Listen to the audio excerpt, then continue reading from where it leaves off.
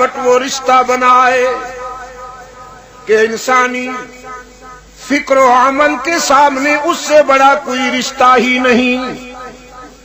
سارا جہان تو مخالف تھا ہی، لیکن باپ بھی مخالف.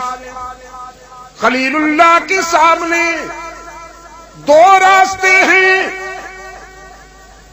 ایک دنیاوی مفادات کا اور ایک اللہ کی خوشنودی کا. دنیا سج دھج کے آئی ہے، مفادات کی تزئین کر کے آئی ہے. دنیا مفادات کا میک اپ کر کے آئی. خلیل اللہ کے سامنے کہ ادھر آؤ،